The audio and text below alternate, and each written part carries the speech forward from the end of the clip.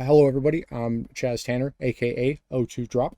I am one of the founding members of TC Rockets Magic the Gathering team, Team Rockets. I'm here today to give you guys a deck tech on a Black Rain Yawgmoth.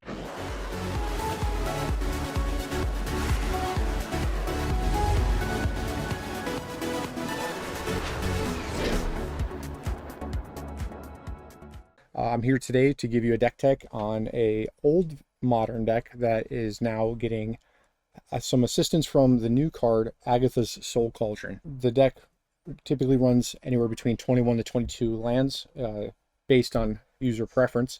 And there are some flex slots that we're going to go over. This is the exact list that I used to go 5-2 at a regional championship qualifier. So we have our two Undying creatures that are essential for the combo. We have Yawgmoth and Stranglerootgeist. Yawgmoth being just a 1/1 for 1 with Undying. Very good at blocking Ragavan. Very good at blocking Red-Black's Evoke if they have like a turn 1 Fury. Stranglerootgeist, it's a 2-mana, 2/1 haste, so it can use activated abilities that it gets from Agatha's Soul Cauldron the turn it comes into play. We have one Hapatra, Vizier of Poisons. So Hapatra is a good way that we have that can go infinite. Infinite being a relative term to how many cards in your deck and your life total. But if you give a creature a -1/-1 counter, then you get to make a 1/1 Death Touch Snake. Then if you sacrifice the 1/1 Death Touch Snake to Yawgmoth, give another creature a -1/-1 counter, you make a new snake, and you can just keep doing that over and over. Yawgmoth Thran Position being one of the key cards in the deck, 4-mana, 2/4 protection from humans. You can pay a life, sacrifice a creature, give target creature up to one target creature -1/-1, and then you can pay 2 black, discard a card, and proliferate. Interestingly enough, Yawgmoth cannot give himself a -1/-1 counter because he is a human and he has protection from humans.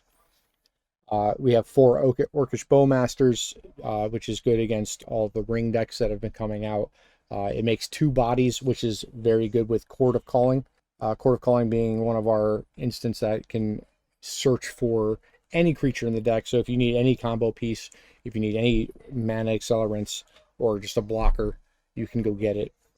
I'm running in this list, I'm running 1 Gilded Goose and 2 Ignoble Hierarchs in addition to 4 Delighted Halflings. So one of the main differences in my list versus most normal lists is I play 1 Gilded Goose. Gilded Goose is very good because it has more activated abilities. With Agatha's Soul Cauldron, we want more activated abilities in the deck. When it ATBs, you get a food token. That's already great. Food tokens are byproducts of gaining life, which is useful for Yawgmoth.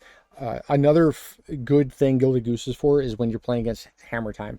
Hammer Time plays Inkmoth Nexuses and Sigarda's Aids. And a really quick way to lose is if your opponent can attack with Inkmoth Nexus and then put hammers on it after blockers. Because if you can't block a flyer, it doesn't matter if it loses flying because then it'll kill you. So you can block an Inkmoth Nexus with Gilded Goose, and then if they decide to put a hammer on it, then great. If not, not a big deal. Ornithopter is another reason that they can attack with that has flying. And it's even better when they attack with Ornithopter because then they just bounce off each other. You have 4 Grist the Hungertide. Grist is a creature everywhere except in play, so it cannot be spell pierced. It can be Stern Scolded, but you can also Court of Calling for it. Walking Ballista is a new addition to the deck. It actually gives you a way to go infinite. If you have Walking Ballista exiled with Agatha's Soul Cauldron, you can then remove the counters from your 2 Undying creatures to deal 1 damage to each other and then indefinitely kill them over and over. So the reason why you'd want to do that comes to Zulaport Cutthroat. There's a divide on whether people play Zulaport Cutthroat or Blood Artist. Zulaport Cutthroat is my option of choice because you can activate Pendelhaven to give it +1/+2. It also gets around the ring protection because it says each opponent loses 1 life, not target opponent. Blood Artist is a 0/1, so it cannot be targeted by Pendelhaven, but it also triggers off your opponent's creatures dying. Depending on what you think you'll be playing against, pick whichever one you think would be best for you. Right. So, and then we have Agatha's Soul Cauldron. Agatha's Soul Cauldron is a 2-mana artifact. It's legendary, so if you cast it using Delighted Halfling, it can't be countered. it lets you spend mana as though it were any color to use your activated abilities. And then creatures you control with +1/+1 counters on it gain the abilities of all, or gain the activated abilities of all creatures exiled with Agatha's Cauldron. And then you can tap, exile a card from a graveyard, and if it was a creature card that was exiled, you put a +1/+1 counter on a creature that you control. So you can exile cards from your opponent's graveyard if, you know, if they also have cards that are important, such as Living End or opposing Yawgmoth decks, or just trying to turn off Delirium for Blue-Red Murktide. It doesn't have to be a creature, and it does not have to be your graveyard, but it does have to be a creature to put a +1/+1 counter on your creatures. If your opponent's creatures have activated abilities, then you get to use those activated abilities on your creatures. This card has really pushed this deck over the top. There's so many interesting and unique combinations that you can do now that you couldn't do before. If you have a Grist in the graveyard, you can activate Agatha's Soul Cauldron, exile Grist, and since Grist is a creature, it's a 1/1 insect, everywhere but in play, now you get to put a +1/+1 counter on one of your creatures, and then you can use the creature to activate loyalty abilities as if it was Grist. So your Zulaport Cutthroat with a +1/+1 counter can now at +1 to make an insect and mill one card from your library. And then if you ever get to -2, you with 2 loyalty, you can do that. Previously, before, there was nothing that would ever let your creatures do that. Your creatures can have Summoning Sickness and activate this. So if you play a Grist the Hunger Tide and already have a Cauldron in play, you can plus Grist, make an insect, activate the Agatha's Soul Cauldron, exile a Grist from the graveyard, and then plus on your insect token to make another insect. You can use Ignoble Hierarch, Wall of Roots to make mana, Walking Ballista to put +1/+1 counters on it or remove them. If you exile Gilded Goose, you can make food. Delighted Halfling can make mana. It can make things uncounterable if they're legendary. There's a lot of unique interactions with this deck now that weren't available previously that really pushes it over the top. So, going over sideboard cards. In my sideboard, I had 3 Veil of Summers, 3 Elven Chorus, 3 Fulminator Mage, 1 Spike Feeder, 1 Engineered Explosive, 2 Endurance, and 2 Force of Vigor. So, one of the main concerns that I have with this deck is either Rakdos Evoke or Tron. Rakdos Evoke is a very, very popular deck these days. There's a lot of people playing it, and one of the quickest ways to lose is to get your card advantage taken away. So what we do is we'll play Veil of Summer and Elven Chorus against Rakdos Evoke. Veil of Summer turns off their Griefs, and it turns off their Bowmasters, and it lets you draw a card. It turns off Thoughtseize, so you can hide combo pieces in your hand while still being able to maintain a board presence. Elven Chorus is a 4 mana enchantment that lets you tap any of your creatures you control for mana. You can look at the top card of your library whenever you like, and then you can cast creature cards from the top of your library. Rakdos Evoke has a hard time playing against the top of your library, so if you can chain multiple creatures into play in one turn, then all of a sudden you went from low board presence to big board presence, and Rakdos Evoke doesn't have a way to really deal with a big board presence.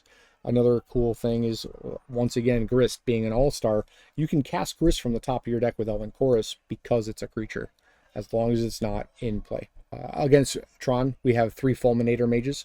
Fulminator Mage has an activated ability. You could sacrifice it to destroy target non-basic land. Agatha's Soul Cauldron, exile 1. All of a sudden, all of your creatures can start destroying their land. This is also good against Amulet Titan, with their amulets in play and their bounce lands. Once they play the bounce land, activate the ability or trigger the abilities of the amulets, sacrifice the Fulminator Mage, destroy their bounce land. They don't get to untap, they don't get to make mana, and they still have to return a land to their hand. Other cards like Spike Feeder. Spike Feeder is really good for the burn matchups. I've noticed that burn is either has an incredibly high presence or a very low presence. Having 1 in the sideboard just to hedge against playing against a bunch of burn is very minimal. Being able to Court of Calling for it is basically like playing 5 of them, and then being able to remove +1/+1 counters to gain 2 life can also get you draw you as many cards in your deck as you'd like. Having a Young Wolf or a Strangleroot Geist in play, you can sacrifice it with Yawgmoth Thran Physician by paying a life, draw a card, gets a counter, remove the counter to gain 2 life, and then activate Yawgmoth again. netting you 1 life and 1 card every time you do it. Engineered Explosives is really good to clean up problems with rhinos or Chalice of the Voids that may be in play. Endurance is really good against both the Mirror, Living, and it's good against Murktide. There's really not too much of a cost for playing Endurance. Like I said, a lot of lists play 1 in the main. You can flash Endurance in, evoke it, and then use it to Court of Calling, or you can flash it in by evoking it and then sacrificing it to Yawgmoth, so you net a benefit from it not staying in play either way. Just small decisions that you need to make that really push this deck over the edge, right? It's very easy just to play this deck face up, but the more you play it, the more you see these lines, the more benefits you get from playing the deck. Really pushes your win percentage up. 2 Force of Vigor is really good against Hammer Time. It's pretty much all it's there for. If you want to play again, if you play against decks with Blood Moon, that used to be a massive problem for this deck, but now with Agatha's Soul Cauldron, we can exile our Ignoble Hierarch, and all of a sudden all of our creatures tap for everything. And that's our deck tech for Black Green Yawgmoth. If you like this type of video, please like, comment, subscribe. We're going to be making more content in the future using different decks. If you want to see anything specific, let us know. If you see any combos that I may have missed, if you have any cool interactions with this deck from either playing or being the opponent, please comment and share what you have with us. Thanks for joining us.